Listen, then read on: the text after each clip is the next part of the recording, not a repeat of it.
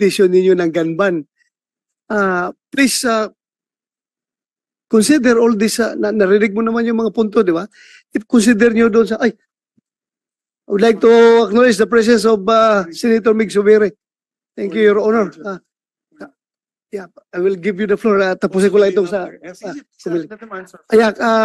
please factor in your discussion itong mga points na ni-raise ngayon.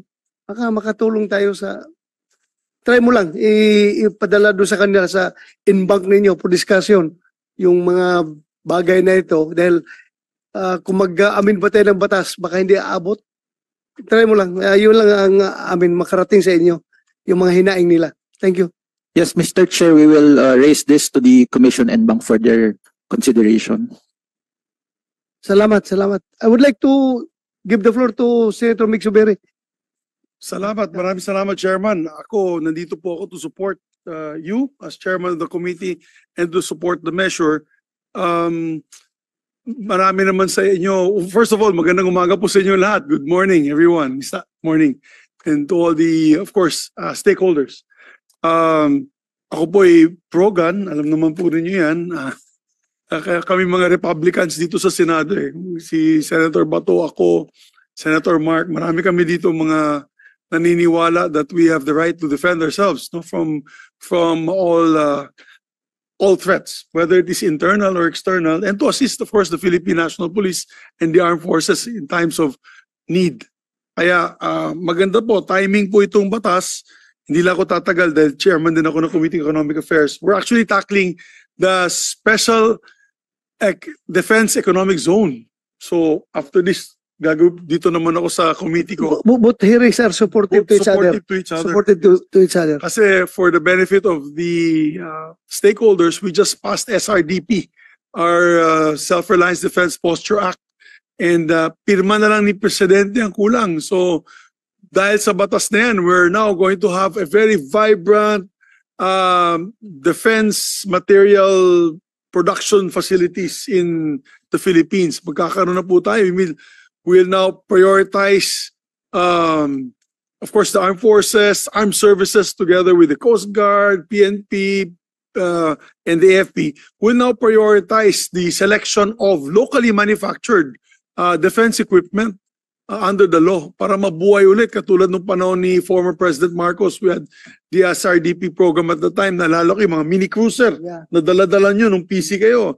Yung Elisco, yung rifles na very reliable until today. Ginagamit pa ng ibang kapulisan at mga tropa natin sa military. So this is all in conjunction with this measure, because this measure also will now see the problems of the law, the original law, the firearms law. Wala na po ako sa Senado at that time. This was passed in 2014. Ba ito yung original? 2013, because I had resigned from the Senate 2011 due to my issues with Senator Coco at the time. And then I came back 2016. Hindi na po ako nakabigay ng input. As a gun owner and gun lover, we were not able to give our inputs at the time. Now, as a member of this Congress, we can give inputs, and we saw a lot of problems to the original law. That's why we partner kami when passing the validity of the firearms permits. Nalala mo, in-extend po natin, Your Honor, dahil dati 2 years was too short. Pabalik-balik tayo sa police, sa PNP and all. So we made it between 5 to 10 years. And then pati LTAP 10 years, parang passport na, tsaka license. And then of course, yung sa permit to carry, we also made it 2 years. More practical kaysa pabalik-balik po tayo for that. And we actually were able to pass it. It was approved and signed into law and now being implemented faithfully by the agencies concerned. Pero dito sa lumang law, for example, yung sa ammunition lang, no? Yung 50 rounds of ammunition is impractical. Kasi pupunta tayo sa range, wala namang 50 rounds dun. So kung magdadala ka ng 100 rounds, in violation of the law ka na, makukulong ka ng napakatagal. It's not practical whatsoever. With due respect to the PNP, I'm sure the PNP is here. It's not practical. And then what if you have 5 firearms and it says there 50 rounds? Does it mean I can carry 250 rounds because I have 5 permits. Kasi may permit, every permit nakalagay 50 rounds. So if you have 5 permits, does it mean that you can bring with you 250 rounds? Would that be a violation? Sabihin ng PNP, hindi, 50 rounds lang yan for all guns. Hindi naman, that's not right. It just doesn't make any sense. We're shooters. I shoot weekends. Ito, shooter din to. It's not practical. I'm probably in violation of the law. I'm on record. Because if you bring 100 rounds to the range, ano na yun violation of the law. So it's not practical. We have to amend the law as we go along. And also, I'm also a reservist. I'm a proud reservist.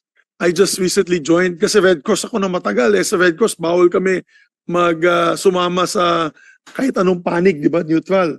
Pero hindi na po ako officer ng Red Cross. So and in the height of this issue with China, bago lang, meron naman tayong bagong issue today. Binunggo na naman yung ating barko. Nabutas yung ating barko. So we have to be prepared. I'm not saying this about just one country, but we have to be prepared for all external and internal problems. And I think as a reservist, I would suggest, Your Honor, my chairman, dapat payagan din po tayo sa reservist na makakarry ng higher powered firearm. Hindi lamang pistola, hindi lamang PCC dahil ang kalaban namin, call to duty kami. We took an oath. So if kung may gulo, hindi po tayo pwedeng sumibat, lalaban tayo. Sasama tayo, boss. I know you will be with me. We will have to defend our country. And definitely kung dala mo, pistola lang, talaga suicide. Pagiging suicide po yan. We have to have a fighting chance. And the only way to have a fighting chance is at least all trained reservists can have the ability or the chance to also be able to own long firearms that can help the PNP and the AFP in times of these external problems and external defense. Or else, hanggang distribution lang kami ng pagkain or ano bang gagawin natin dyan?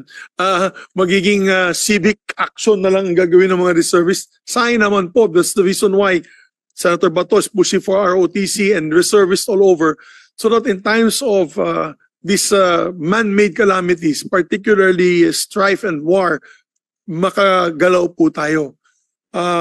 Naalala ko po yung nangyari sa Israel.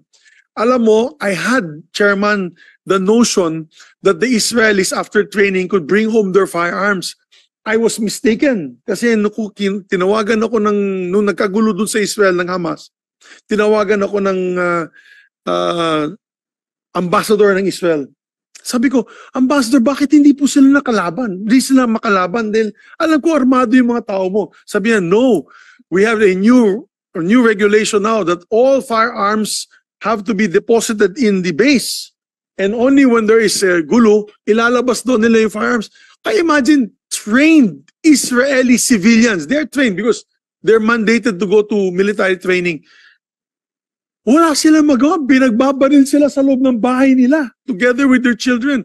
No defense whatsoever. Maski naman ng kutsilyo lang gagamitin nila. Kalaban nila na AK-47. So sabi ko, imagine, that would never happen in the United States with due respect. Kasi in the United States, maybe would be the most difficult country to invade. Because there are more guns than there are the population of Americans. So talagang lalaban sila dun, hindi sila papayag. Texas, mga South Dakota, Idaho, Wyoming, lalaban yun. Hindi sila papayag. Tayo dito, we are living in dangerous times. We also have to be prepared. And that is why I'm more for the liberalization of the law, Your Honor. That is my only statement, my opening statement, and my only statement, and I hope that it's supported by the stakeholders here today. Thank you po. Thank you. Thank you, Senator Soberin.